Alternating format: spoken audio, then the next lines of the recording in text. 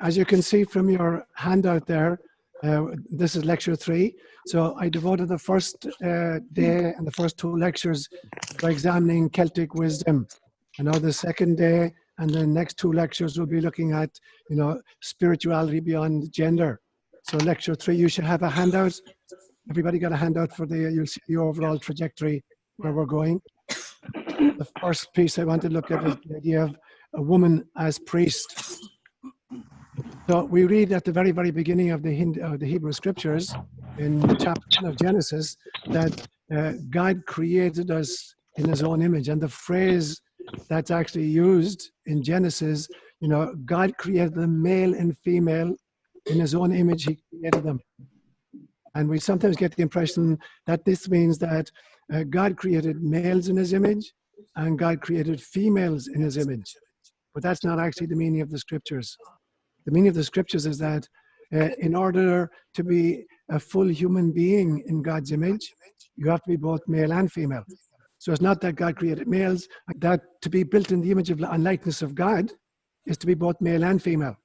Now, God doesn't have gender, but as human beings, we obviously do have gender. But in order to be in the image of God in incarnation, we need to be both male and female in the same spacesuit. And that's the importance of this passage in Genesis. It's not that we're 2 distinct representations of the divine. It is that the divine representation is only fully present when each one of us is activating both the male and female aspects of the divine in ourselves. And so that's where I'll be going in the course of today. So when you look then at, if we're made in God's image and likeness, what aspect of us is in God's image and likeness? Is it our bodies? Is the human body built in the image and likeness of God? So are we saying that God has a body? Initially in the book of Genesis, there's an anthropomorphism that God walked in the garden in the cool of the evening. So we get this idea that God actually has a physical body. But obviously we know that that's allegory. It doesn't mean that God has a body. So does God have emotions? And if you read through the parts of the early Hebrew scriptures, he very definitely does have emotions. He gets really pissed. He wipes out entire scots of people. He gets angry, he gets jealous. But again, this is just a total projection of the human shadow onto God. God obviously doesn't have emotions. Does God have an intellect? And is there neuronal activity? And does he have, a corpus callosum, mediating between his intellect and his creativity? Obviously not. So if we're built in God's image and likeness and God doesn't have a body or emotions or an intellect in the same sense as we have an intellect, in what sense are we built in God's image and likeness? And the only sense in which we're built in God's image and likeness is that our souls are fractals of God. And so when we think then about, looking at the notion of gender, which we'll focus on today, it's a temporary understanding of incarnation. But we need to transcend that even as we're incarnated in order to fully represent the image of God, which we are. And so the book of Genesis then is metaphor and a lot of projection of the human shadow onto the divine. So that's what I want to say about Genesis before I talk about woman as priest. In the Gospels then, so in the Genesis then you have God being represented as in a female aspect and as a male aspect, not in their genders per se or their physicality per se, but that they both represent the totality of the image of God. And therefore any discrimination, any gender discrimination is contradictory to the notion of being built in God's image and likeness. So what do we find in the Gospels? We find, depending on which Gospel you read, and sometimes Luke's Gospel is called the Gospel of Women, because women get a much better deal in Luke's Gospel than do in the other synoptics or even in John's Gospel. So you get the impression often that, there was Jesus and then there was his male disciples, the apostles, who wandered around preaching and healing. And then as a kind of a wagon, there was a bunch of women attached to this group. And who we're told they supported them from their own means. The women were supporting this band of apostles and Jesus from their own meals. So what does that mean? On a cursory glance, it means that the women were just there to do the laundry for the guys, or just do the shopping, or the cooking, or the cleanup. They're kind of dismissed. You know, they're just kind of hangers on, or they are just kind of making sure the guys are changing their underwear every day and having a decent meal. And that's exactly what the Gospels are not saying. That the women here have a core role to play in the ministry of Jesus. And so when we read in the Gospels that at one stage Jesus sent out the disciples 2 by 2 into every village that he was to visit himself. We typically think, you know, that James and John went along together, and maybe Peter and you know, Zebedee went along together, whatever, that they went 2 males, 2 males, 2 males. What if what was happening is that Jesus was sending a male and a female, a couple, into each place to truly represent who he was and what the mission was? What if the 2 by 2 didn't have to do with just 2 males, but had to do with the representation of both the male and the female aspects of God? And then there's the story of the Magdalene, Mary of Magdala. And this great story that you find of Mary and Martha. And you know the story very well, that Jesus is visiting in the house of Mary and Martha, who lived in Bethany. You know, and it's been a long day. And Martha's in the kitchen cooking for the guys. And Mary is sitting at the feet of Jesus. Now, somebody mentioned yesterday, truly, that sitting at somebody's feet meant you were a disciple of somebody. Not that you were just lounging around, you know, leaning on your elbow and you were knocking up against his knees. But that the term to sit at the feet of was to be a recognized disciple of somebody. And like the Hindu sages, you know, it takes a lot to be accepted as a disciple. You can't just show up and say, hi, I'd like to be your disciple. You have to be worthy of the teaching and of the discipleship. And obviously, Mary very definitely was. So I think there's a lot more to this story of Mary and Martha than Martha is really upset. She comes out of the kitchen, puts her arms on her, you know, on her hips and says, I can't believe it, Mary, that you're sitting there and I'm in the kitchen on my own doing all this stuff. And Jesus says to her, Martha, you're busy about many things, but only one thing is necessary. Mary has chosen the better part. Now, I think that's actually a very, very deep parable. And it's saying that, Martha, you're identified with an assigned role of being a caretaker of men, that your job is to feed and do the laundry for men. Mary realizes that that is not the role of woman, that the role of woman is equal to the role of men. It is the full discipleship of the Christ. It is to be a complete, you know, member of the troop who are meant to change planet Earth. And as I said to you yesterday, this statement of Jesus Christ is moving Jesus firstly from a servant to a disciple, and then from a disciple to a member of the soul pod. So there's 2 transitions, I think, that are built into this storyline, which we don't normally see. We just normally see 2 sisters, one of whom is pissed with the other one because she's doing all the work in the kitchen, and the other one is lounging around with the guys. So in this statement, in this story, Jesus is moving Mary definitely from the role of a servant, a mere woman, to being a disciple, and from just being a disciple to being a member of the core group. I said to you yesterday that I really believe that there was a core group of dedicated souls who came in with a mission. And I think there were probably 5. There was Jesus, his mother, his sister, the Magdalene, and maybe John, the beloved disciple. And these were the core group who were tasked with setting fire to planet Earth. And it will be kind of consummated in a sense in Pentecost, when there's a broader directive given to a bigger group of people. But they're the ones who started in the fire. And so in the Gospels, you get all these hidden references, but you have to know how to unpack them, you know, and how to kind of archaeologically dig through the allegory and the parables to find out what the real story is.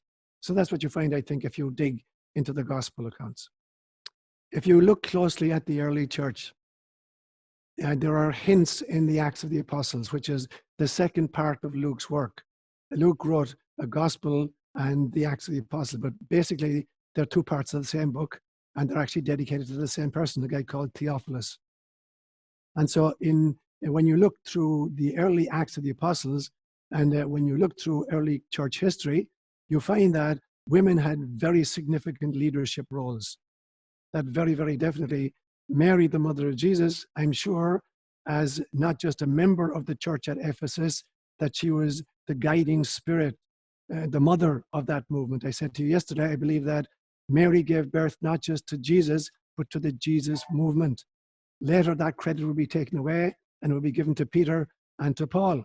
But Mary was the one who gave us the Jesus movement. Now, eventually, it would morph from the Jesus movement into Christianity, for better and worse. Well, that's another story. But Mary gave birth to the Jesus movement. And you see that very, very powerfully in the Pentecost event. In Acts chapter 1, verse 14, we are told, where the disciples are gathered together after Jesus ascended. The apostles haven't a clue what's going to happen, what they're going to do. Are we going to go back and go fishing? You know, what's the scoop here? Mary was the one who held them together until Pentecost. And then finally, they too are inducted, into this movement of regeneration of planet Earth. So what Mary, the mother of Jesus, is going to do in Ephesus, Mary of Magdala is going to do in France. And so in the early church, and there are many other instances, even when you read through some of Paul's letters of churches, early churches, in which women are playing leadership roles. So beginning, women are being recognized for their leadership qualities, for the fact that they represent the image of God as fully as does any male, and they're taking their leadership roles in the early church. I think particularly of the Seder Meal or the Last Supper. And I think that's where the editing began, editing of women out of leadership roles. And whether this happened in the writing of the Gospels in 670 AD, 80 AD, 90 AD, 100 AD, when the 4 canonical Gospels are written, or when it happened later by some kinds of redacting of those materials. But it seems to me, when I scrutinize them carefully, that the editing definitely began with the treatment of the Seder Meal or the Last Supper. And so suddenly, at the Last Supper, the women who had funded all of the meals for Jesus' public ministry, probably served all of the meals and maybe did the cleanup after the meals, are suddenly excluded from the Seder Meal. They're not present at the Last Supper. Now something stinks here. So a Seder without women is like a Christmas Day dinner without women. Can you imagine a family Christmas dinner in which there's not women, a mother and other women present? Not just to kind of cook the meal and clean up after the meal, but as the kind of the leaven of the entire celebration. Can you really imagine in the Jewish tradition in which the mother is the core member of a Seder meal, that somehow all of the women are excluded from the Last Supper? And I can only think of 2 reasons why that might have been so, why they had to be edited out of the story, either when the Gospels were being written or subsequently when they were being redacted. And the reason, I believe, is twofold. Jesus institutes 2 great sacraments in the Last Supper, the Seder Meal. The sacrament of priesthood and the sacrament of Eucharist. Now, the problem is this. At the Last Supper, Jesus says 2 very important things. He says, the same things I do, you will do, and even greater. And when he institutes Eucharist, he says, do this in memory of me. Now, this is a real problem. If there are women present at the Seder Meal at the Last Supper, and Jesus is saying to the entire group, the same things I do, you will do, and even greater. And if he says to them after he's transformed Seder into Eucharist, when he says, do this in memory, whenever you do this, do it in memory of me. Now, if the women are present, the women are being ordained, and the women are being made ministers of Eucharist. And at some stage, the church realized we can't have that. So I believe that's where the editing began of women. I want to focus particularly on the Eucharistic symbol. I imagine Christ at the Last Supper, and he's the master storyteller. He's the master of symbol and metaphor and allegory, both in his speech and in his actions. Whether it's miracles of, rubbing mud and spittle on the eyes of the blind man, again and again and again, in his actions, in his fables, in his mythology, in his teaching, he's the master of symbolism. And so, of all the symbols he could have chosen to leave with his little group, he chose the most feminine symbol I can think of. Eucharist is the most feminine symbol I can think of. Because Eucharist is Jesus saying, He is feeding us from his own body and blood. Now that is precisely what a mother does when she's carrying her baby. She's literally feeding her baby from her own body and her own blood. And when the baby is born, the first place she puts it is on her breast. And again, she continues feeding the child from her own body. So of all the symbols that Christ could have left us with, and there's lots of possibilities, at the Last Supper, in the presence of his own mother, and in the presence of Magdalene, and in the presence of all of the other women, he chose this symbol, a totally feminine symbol of feeding us from his own body and blood. So I can imagine Jesus looking around the group, the assembled group at the Last Supper, and making eye contact with his mother, with Magdalene, with his own sister, and with all of the other women, and then saying, here's the final symbol I want to leave with you. When you drink this chalice, you're drinking my blood. When you eat of this unleavened bread, you're eating my body. So exactly what his mother did and what women do. Now, Mary gave us the body of Christ twice. She gave us the body of Christ at Bethlehem, when she birthed Jesus, and she gave us the body of Christ at Calvary when she released Jesus at the end. And somehow, this woman who gave us the body of Christ twice isn't able to give us the body of Christ at Mass. And I made up this crazy story one time in a homily where, it's, 2 or 3 years into the early church. And one morning, Mary, the mother of Jesus, picks up the phone and she rings Mary of Magdala. And she says, Mary, by any chance, do you know where Peter is saying Mass today? I'd love to go to Mass and receive Holy Communion. Can you imagine that happening? And Mary of Magdala says, oh yeah, I think he's saying Mass in St. Albert's. And they go down to St. Albert's, and they stick their tongues out, and a male celibate priest puts it away from their tongue and says, the body of Christ. But Mary herself isn't allowed to do it, even though she is the mother of Jesus, who gave us the body of Christ at the beginning and the end. And Mary of Magdala, his beloved, could go to Mass and receive the body of Christ, but she could never be a priest. I mean, talk about mishigas. This is just totally crazy kind of stuff. So when and where were women written out of the story, as priests? That's the beginning of it, I believe. Now, it gains traction eventually.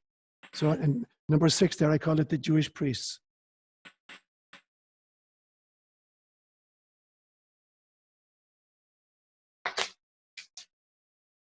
There's a little statement that you'll almost miss if you give a cursory reading to the Acts of the Apostles.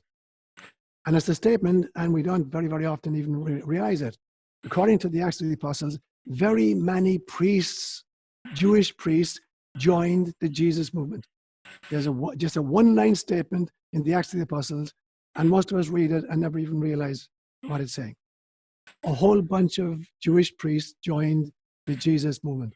They were finally convinced. I don't know what finally convinced them, but they joined the Jesus movement. Now you could imagine, wow, what a great start. We're taking off here. We're going to get accepted here. The trajectory is going to accelerate. This thing is going to really take off.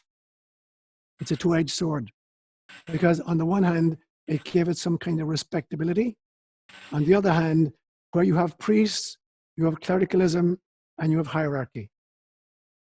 And as soon, I can just imagine that these educated priests, who are far more educated than the apostles were, who were basically fishermen, they were able to persuade the guys, nobody is going to take us seriously if you have women in positions of leadership. It ain't going to fly.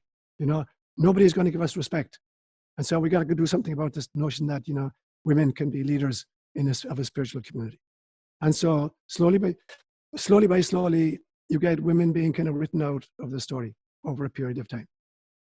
And when that happens, when you get a kind of a clerical, hierarchical priesthood taking over, a whole bunch of things begin to happen. Firstly, you begin to privilege tradition over innovation. You begin to privilege dogma over mysticism. You begin to privilege legalism over love. And you begin to privilege hierarchy over equality. And you can see that even as you move through the Acts of the Apostles, and certainly through some of the subsequent Pauline and Petrine writings. So seeking respectability in a patriarchal world meant, writing women out of leadership positions, ones they actually had, or refusing them at some stage to take leadership positions. It reminds me a little bit of, I think, what happened in Silicon Valley in your own lifetimes. When many of the great kind of startups, like Apple computers, or, some of the startups that began in garages, parents' garages, guys dressed in, dungarees or, T-shirts. And when they finally got really, really kind of popular and they start making a whole lot of money, suddenly they have new CEOs, what are called the suits. The suits come in, and the T-shirts go out and the jeans go out. And now you want to be respectable. Who's going to take you seriously? What venture capitalist is going to give money to a guy in a T-shirt? So now you bring in the suits and they take over, and what happens is they destroy it. The whole ethos of these young movements is destroyed. That's a little bit of what happened, I believe, in the early church and represented in the Acts of the Apostles.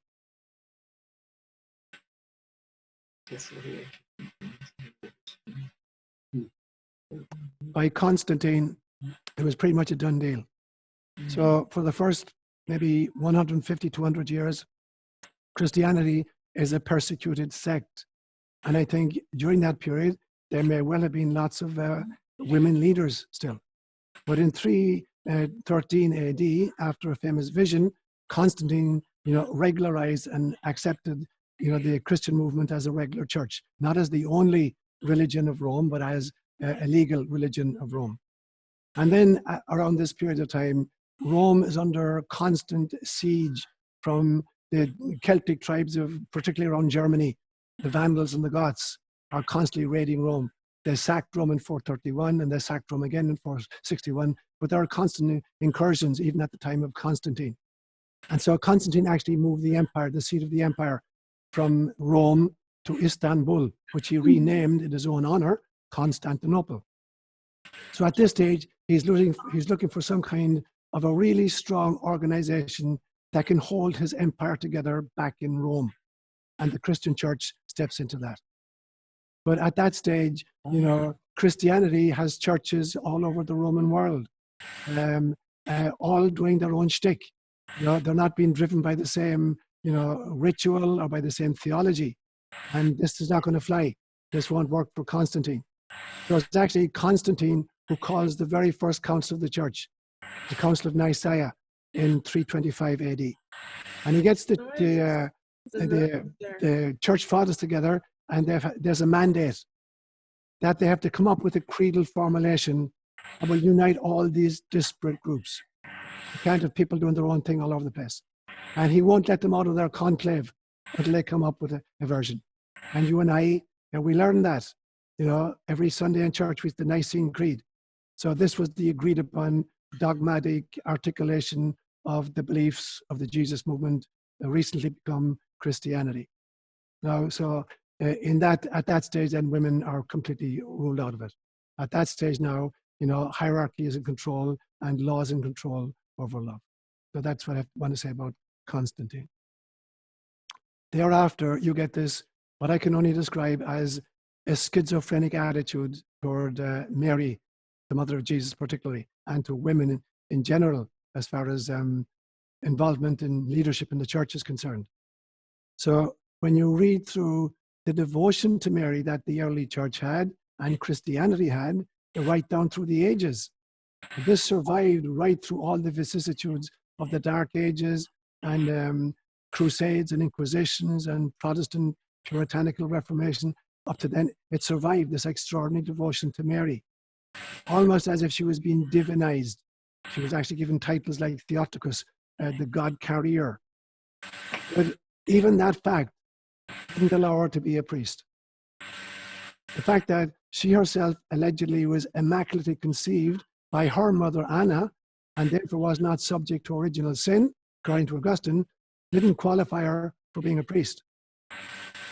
Even though she gave birth to Jesus, it didn't qualify her to be a priest. Even though she's given the title God Carrier, it still didn't give her the quality to be a priest. No, to be a priest, according to Roman Catholic teaching, you got to have male sexual organs. And after the 11th century, you have to promise not to use them. You have to be a male celibate priest, but you can't use your sexual organs to be a priest. So there's kind of total schizophrenic thinking about Mary and about women in priesthood. Now, that carried on into Western civilization, into our own country. In our own extraordinary document of 1776, that begins, we hold these truths to be self-evident, that all men are created equal. It's interesting that all men are equal as long as men doesn't include women. And so, for instance, these founding fathers who literally were, who loved, you know, and would die for their mothers or their sisters or their wives or their daughters, still wouldn't allow them to vote. Women didn't get to vote for another 144 years. So this schizophrenic attitude toward women continued not just in Roman Catholicism and priesthood, but also, you know, in the evolution of Western civilization. So that's what I want to say of women as priests. I want to focus now in my efforts to create a level playing field. I want to make sure that it's not just an oscillation, what I called one time an oscillation from patriarchy to matriarchy to heteriarchy, that in the movement into the realization of the image of God as represented by the feminine, we can't be carrying anger of the past. And I'll talk about this in much more detail in a few moments. So it is very, very important that as we move into an equilibrium and a homeostasis and a realization that the image of God is both male and female, it cannot lead to an oscillation, you know, from one group dominating until the other group take over and then begin to dominate.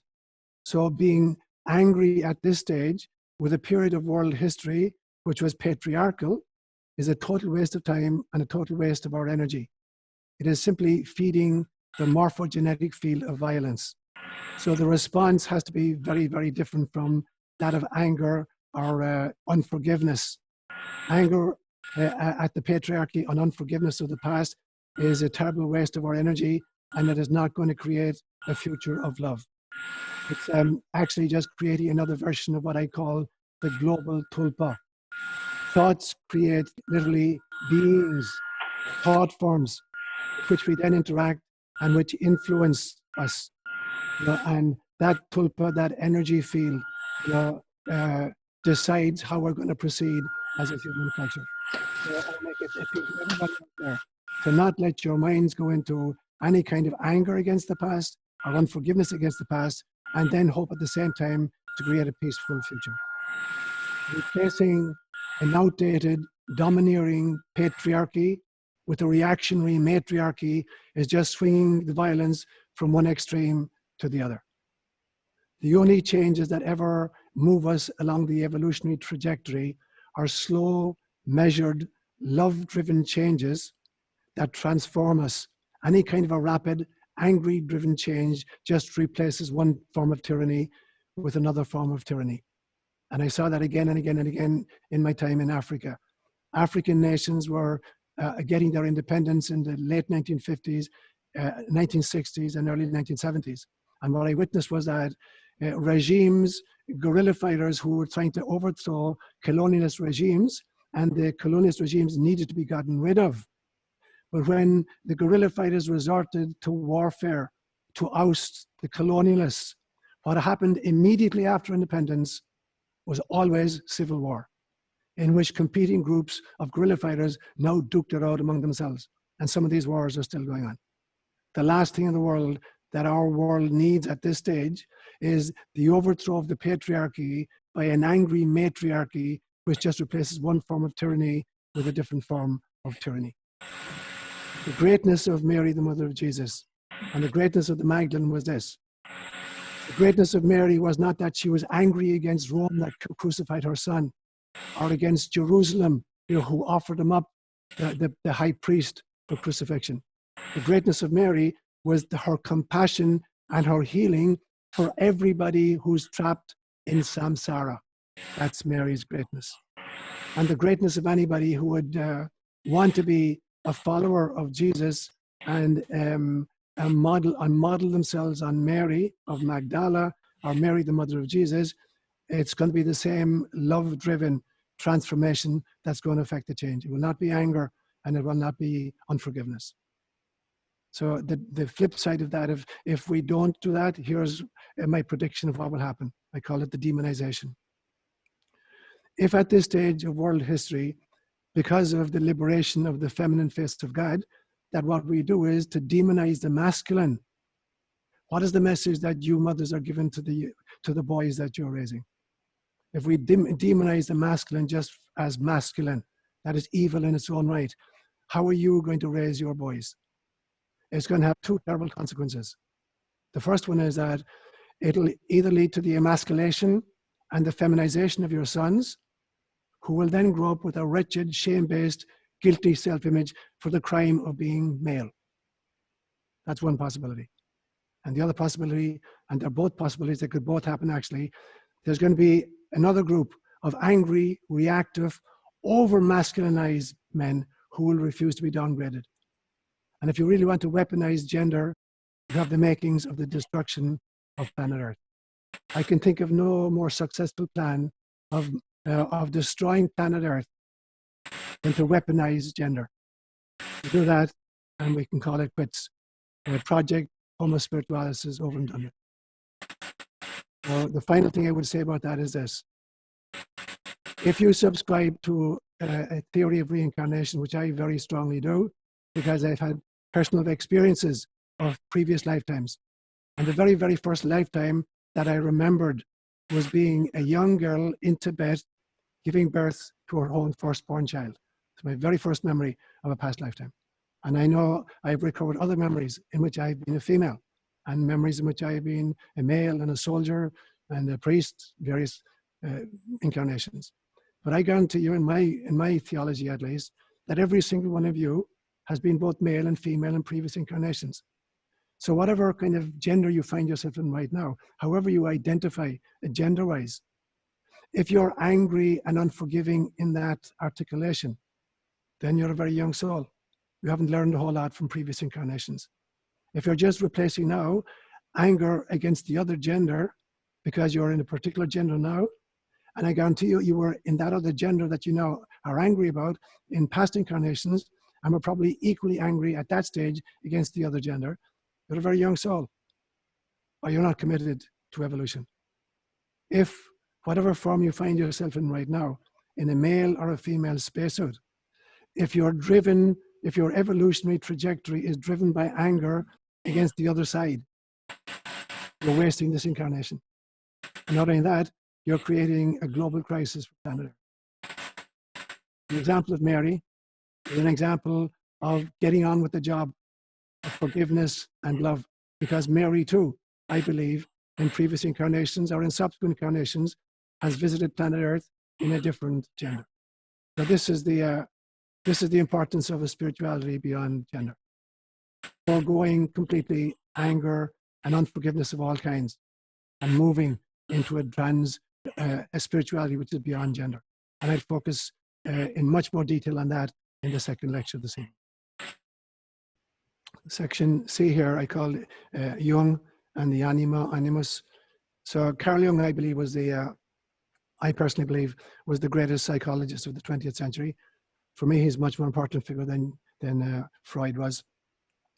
And one of the great insights of Carl Jung was, in working with people's dreams, was the realization, that we are, in a sense, psychologically androgynous beings, that we all carry within us the male and the female. And to compensate for the fact that incarnation demands of us that we make a choice. The soul has no gender whatsoever, as God has no gender whatsoever. The problem with incarnation is that when you decide to incarnate, you have to decide, I'm going to be born into a male spacesuit or a female spacesuit. But to kind of make up for that, to compensate for that psychologically, and the word psyche, it means the soul. Psyche means soul. So psychology literally means the study of the soul. It's not behavioralism, it's the study of the soul. So Jung saw, by working with people's dreams, that for a male, the contra-gender aspect of his own psyche is represented by female figures who appear in his dreams. And he called that the anima. which is an interesting word, because in Latin, anima literally means the soul.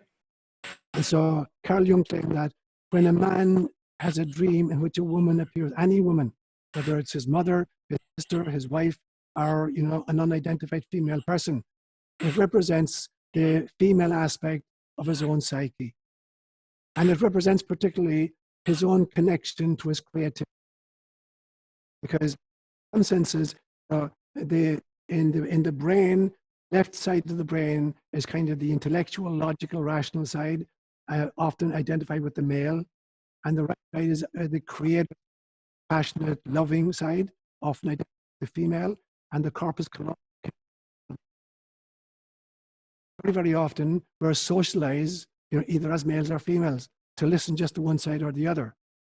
In our dreams, however, there's a cross-fertilization and a dialogue which is happening between the feminine and the masculine within the psyche itself. And so it becomes very important then, when you work with your dreams, if you're a man and a woman appears in your dreams, it's the invitation of your soul, to access the creativity of your feminine side. And for women, when a male appears in the dream, and the name of that symbol, he called it the Animus. And so for a woman to dream of any man is to put her in contact with her own male side, and therefore her own creativity, a different form of creativity. Now in the afternoon lecture, I'm going to go beyond these categories, but I just mentioned them here. Better terms for these, anima and animus, I believe, are yin and yang, because I really believe that human beings are really psychologically androgynous, even if we are physiologically, determined by our sex organs. So it's interesting that, again, in Jungian psychology, that there's a very definite progression. The first half of life, if you're a male or if you're a female, the first half of life is about differentiation. You're moving into the gender that makes you different from the other gender. And the first half of your life is about that. If you're born into a male body, the first half of your life is differentiating, and adopting kind of male values, male kind of work, male kinds of assigned jobs in the world or missions in the world. But in the second half of life, when men reach their middle age, it's the period of integration. They're being called much more to meet up with their feminine side. And a man who's really paying attention to his own psychological evolution is going to become a much gentler, kinder person in the second half of his life, because the differentiation phase is over, where he has to become separate from the others in order to understand who he is. But in the second half of life, he has to embrace the part from which he differentiated initially. And the very same thing happens with women. Women in the first half of life are going to be identified with their femininity. They're going to be able to bear children. They're going to be able to nurse children. They'll be socialized for particular kinds of jobs and particular kinds of self-images. But you're going to find again and again and again that a lot of women become really, really strong in their 40s and their 50s, because this is the phase of life of integration. They're now beginning to wed their own masculine side with their femininity. And you're going to see very significant changes happening for both men and women in their 40s and 50s if they're taking their growth seriously. We have to learn how to do that, otherwise it's not going to work. So the anima in a man and the animus in a woman can influence them in either a positive or a negative direction. So for instance, if a man is under the influence of a positive anima, he will begin to show tenderness and patience and consideration and compassion. That will become a part of his nature, particularly in his 40s and 50s. If a man is under the influence of a negative anima, it will manifest in the male as vanity, moodiness, bitchiness, and sensitivity to hurt feelings. If a woman is under the influence of a positive animus figure, in the second half of her life, she will show assertiveness and control and thoughtful rationality and compassionate strength. If she is under the influence of a negative animus, it will result in very strong opinions on everything, ruthlessness, destructive force, and always having to have the last word. And so the basic question then becomes, what is the ideal value and balance of the masculine and the feminine energies in your life, no matter what stage of life you're at right now. You don't have to wait until middle age to make the transition. If you're a young man or you're a young woman, you don't have to wait. But if that's where you are right now, and you're looking back on your life and you're looking at how you've evolved and how you've transitioned, it becomes an invitation to you to let go of any anger in the past or any feelings of discrimination. And not to say they weren't there, but to let go of the feelings, to be attached to that. That was part of your trajectory, whether you're a man or a woman at any age of your journey right now. All of that was part of the journey of your incarnated soul. But you are where you are right now. And hopefully you either have, or you're aspiring to, a deeper communication with and identification with the contra-gender part of your own psyche. And that your intention is to work with that place so that you truly are a representation of the image of God in life. And I'm going to build upon that in the second lecture this afternoon with God's help. Thank you, guys. It makes total sense, and the reason is that you're dreaming from a very different level of view. So to go back to kind of the Hindu model of body, Hinduism believes that we're not just these physical things, that we have a physical body, we have an energetic body, we have an astral body, we have a mental body, we have a causal body, we have an Atman, and we have cosmic consciousness. Now, when we're in incarnation, often we only have access, to the first 2 or 3 levels. So in waking consciousness, typically, we have some access to the mental body, and we have a little bit of access to the emotional body, but we don't have a whole lot of access to the soul body and the higher places up. When we're dreaming, however, at night, we have access to many more levels of the system.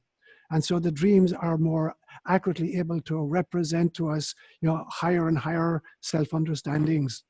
And that is the reason, for instance, why I believe that in dreams, it is much easier for the dead to visit us in our dreams, because they only have to come down 1 or 2 levels of density. And in our dream state, we've gone up 3 or 4 levels of, less and less dense. So there's a meeting place. So the dreams are the place in which the soul is freer to represent itself in its totality. And you'll see some extraordinary things. In your dream state, the laws of physics do not apply. Time and space do not apply. And causality does not apply. In your dreams, you can be in Texas, in Tyler, Texas, when you get into bed, and in your dream, you can be in Peru instantaneously. So you've shifted locations, and you can be back, as a 17-year-old, someplace. So you've shifted time and space, because time and space don't exist in the dream world. Neither does causality. When you're awake, you have to kind of very carefully and ponderously achieve a result by doing a whole bunch of intermediary steps. In the dream state, you think a thought, it's instantaneous.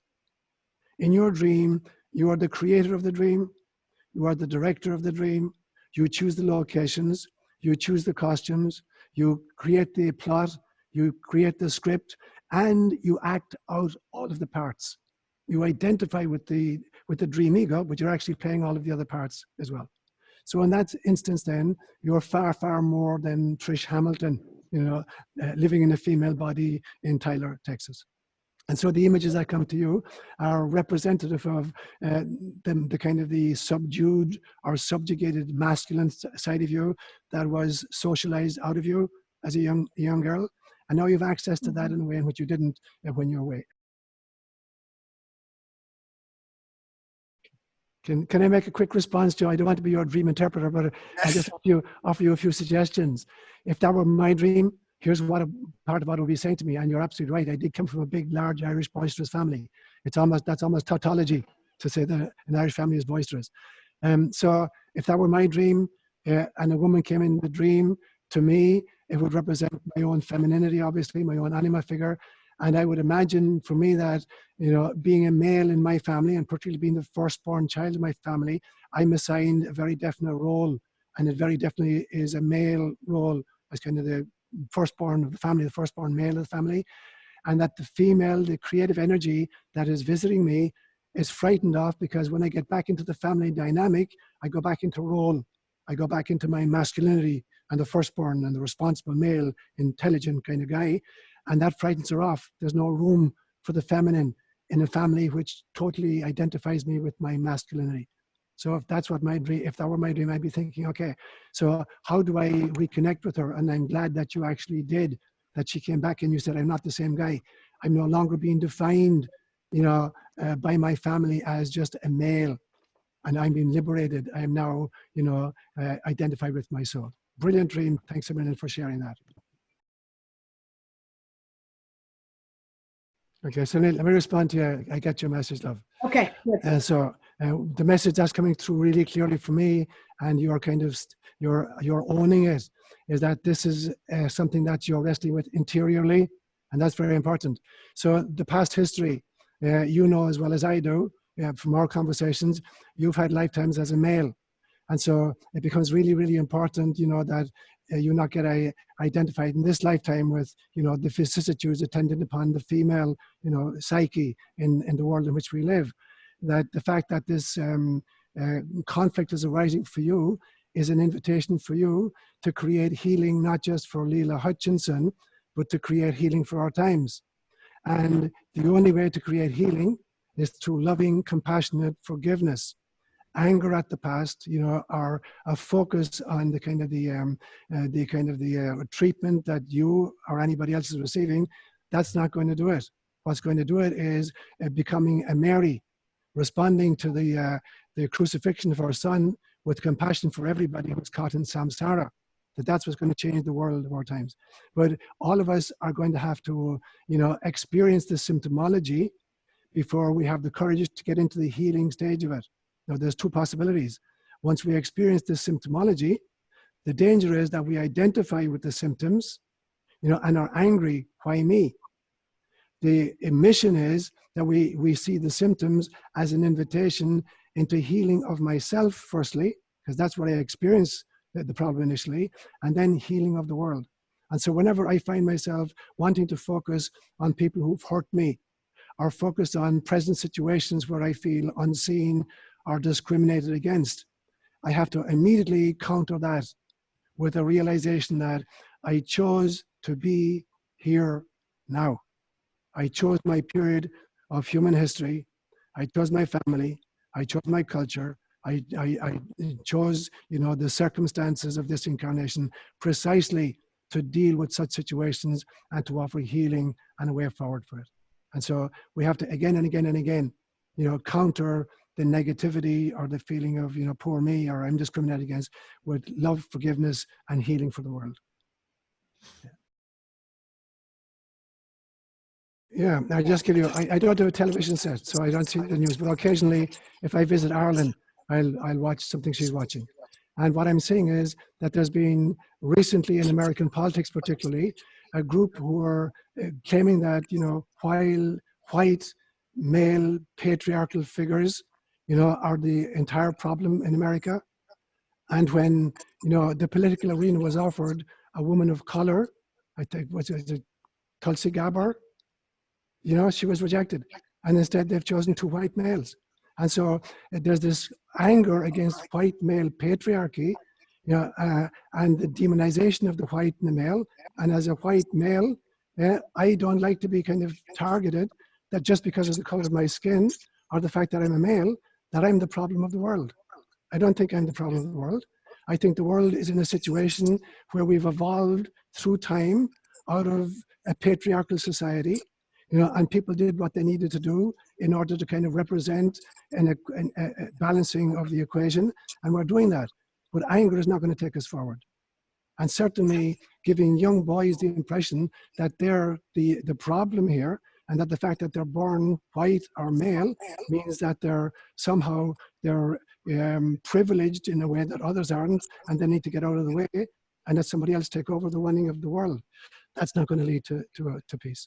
It's every single one of us, wherever we are, and we've all been in all of the other positions. And so to identify with being a male this time for me, or to identify with being a female this time for you, is not to appreciate what the invitation of our times is. It's not going to move us forward. what's going to move us forward is looking at the example of the Marys and the Jesus of the world. How did they respond to the discrimination and the violence of their times? What are we going to do in our times? It'll be love, it'll be forgiveness, and it'll be compassion.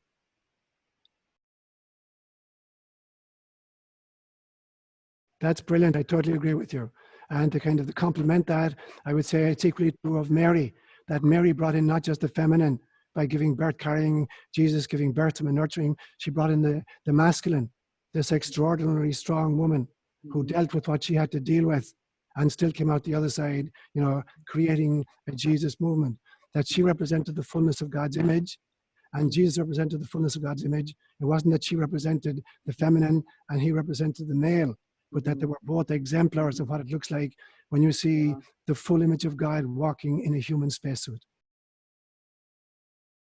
I totally agree with you that in a sense, it's important for us to realize that every single one of us, although we helicoptered into incarnation in our own lifetime, 73 years ago for me, or the other ages for other people, we helicoptered into a situation. But we're also we're in the heritage of the entire human lineage, and we carry within us, and we have to deal on a daily basis with the world that's been created by 70,000 years of Homo sapiens sapiens, with the decisions of all of the people throughout all of history who've contributed to that. And that's just actually a sum total when you do the statistical kind of interpretation of that. That's 111 billion people who've been on planet Earth in the last 70,000 years, each of whom have contributed to the trajectory in which we find ourselves. And so every person finds themselves in an environment which has been created over 70,000 years by 111 billion different members. And so we're formed by our environment, and then we continue to form our environment. So we're products of what came before us, and we are the creators of what comes after us. But each of us has just one single rope on this rock. I told you a vision I had years and years and years ago of a planet Earth as a huge big rock set in a field. And there were 7 billion ropes attached to it. And a person is attached to each rope, and they're everybody pulling in a different direction. Now, there's a mathematical system called vector analysis where when you know the force that's been applied and the direction in which it's being applied, you can calculate how exactly the rock is going to move. And in my dream, I could see where the rock was moving. And I was appealing to people, please stop pulling in that direction. You're pulling the rock, over the cliff. You're going to destroy it. So every single one of us, so it's not even anymore that we have 7.6 billion ropes attached to one rock. We've kind of congregated into groups. I would think at this stage, there are probably 50 or 60 main ropes that most of us are attached to, and we're pulling in groups. You can call it all the isms, communism or capitalism or Catholicism or whatever represents some kind of a rope.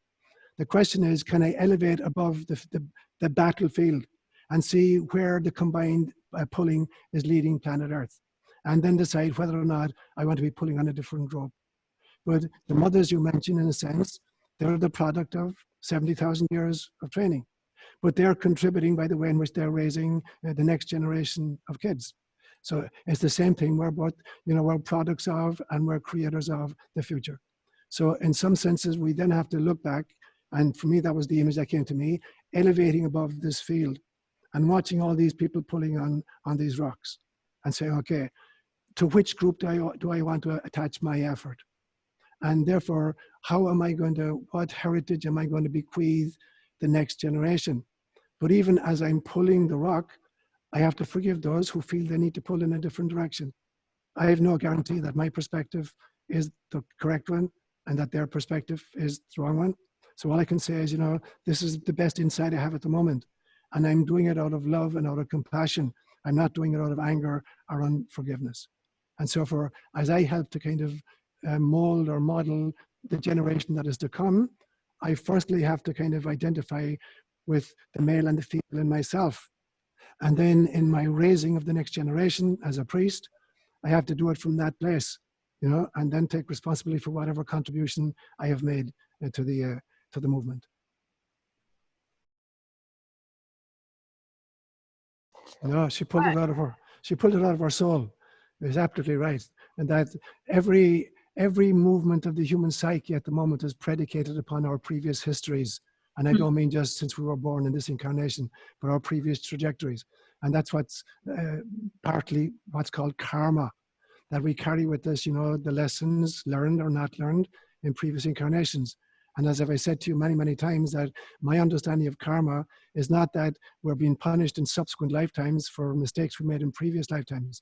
Rather that karma is the realization upon birth, or at least upon the advent of self-awareness in a lifetime, that the hand I was born with is the hand I planned before I incarnated this time.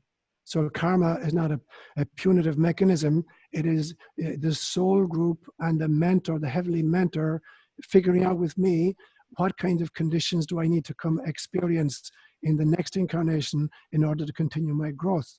And so I plan the hand, and I get exactly the hand I planned. And that's what karma really is.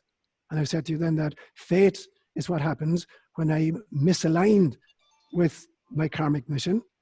And destiny is what happens when I am aligned with my karmic mission. Most of us, unfortunately, wind up at the end of an incarnation with more with fate than we do with destiny. Yeah, because we misalign very often. We don't even realize we're on mission.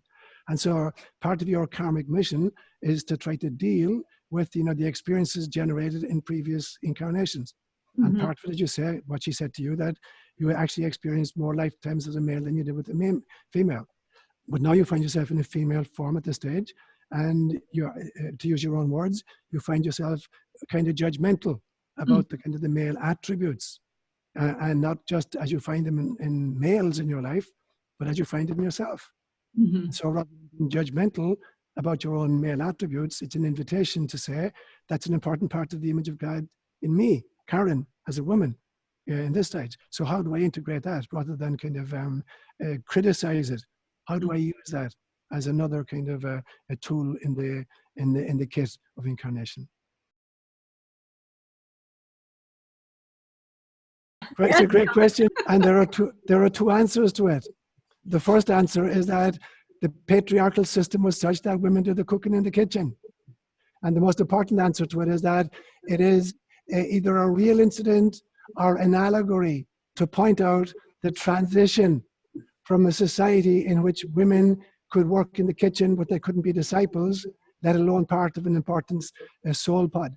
And so the most important reason for Jesus not going into the kitchen and just making it easy for everybody was to teach a very important lesson to the women among his disciples. That's a great comment. I'm actually going to pick up on that in much more detail in the second lecture this afternoon, because it's always a question of balance and the appropriateness of a particular situation. I'll just give you a dumb example.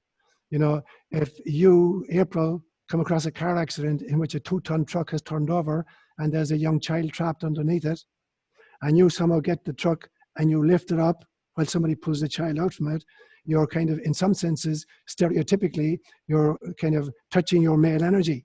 And it is very appropriate in such a situation. If somebody hands you the little baby whom you have just rescued, and you put it on your breast and you cuddle it, that they say, oh, she's being a female at this stage. That is the appropriate response to cuddling a little baby. They're both part of you. And so different circumstances are going to call forth from you different aspects of being a soul in a spacesuit. So in this afternoon's lecture, when I talk specifically about transcending gender, I'm going to talk specifically about yin and yang, and then going even beyond yin and yang. And I've actually created a bunch of exercises. I hope that everybody got the handouts. So there are exercises that I want to run over with you very quickly at the end of the second lecture. And it's an invitation into looking at when is it appropriate for a particular member of a group to demonstrate more yang energy in what kinds of situations, and the same person to demonstrate more yin energies in a different situation. Or when you're a member of a team, when is it appropriate to take a more yin role in the team? And when is it appropriate to take more yang? So I want to talk about different configurations of when and how to exercise the two aspects of what it means to be in a spacesuit. But I got into that in greater detail this afternoon. That's very appropriate. That's excellent. And as I say in the afternoon, I'm going to talk specifically about when it is appropriate to engage different kinds of energies. I actually created a list years and years and years ago, which I think I circulated, of what I would kind of term yin virtues and yang virtues. Everybody should have a copy of that sheet. because I'm going to refer to it at the end of the second lecture today when I talk about, exercises that might be really beneficial in helping you develop and integrate the male and the female within yourself.